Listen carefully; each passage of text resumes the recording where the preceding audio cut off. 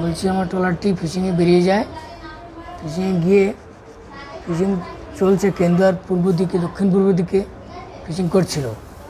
এমত অবস্থায় ট্রলারটির after cooler দিয়ে জল ঢুকে ইঞ্জিনের মধ্যে জল যায়, ইঞ্জিন বন্ধ হয়ে যায় এবং জাল ফেলা অবস্থায় ভাসছিল।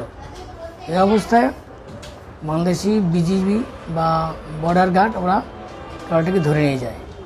কতজন মৎস্যজীবী ছিল? 14 জন মৎস্যজীবী ছিল। আপনার ট্রলারের কি নাম? শুভযাত্রা। গত ইংরেজি 13/10/2025 FB শুভযাত্রা নামে একটি ট্রলার আমাদের ঘাট থেকে বঙ্গোপসাগরে মাছ ধরতে যায়। হঠাৎ সেই ট্রলারটির ইঞ্জিন বিকল হয়ে বাংলাদেশ জলসীমানা ঢুকে পড়ে এবং বাংলাদেশের নৌবাহিনী আমাদের সেই ট্রলার এবং মৎস্যজীবীদের সঙ্গে নিয়ে বাংলাদেশে চলে যায়। গিয়ে আমরা দেখলাম আমাদের মৎস্যজীবীদের খুবই অত্যাচার করছে এবং দড়ি দিয়ে বেঁধে তাদের নিয়ে যাচ্ছে। আমরা খুবই মর্মান্তিক দৃশ্য এটা। আমরা সরকারের কাছে আবেদন করব যাতে আমাদের এই মৎস্যজীবীরা দ্রুত ওদেশ থেকে আমাদের দেশে ফিরিয়ে আনা যায়। তার জন্য আমরা ইউনিয়নের পক্ষ থেকে দিদির কাছে আমরা আবেদন করছি।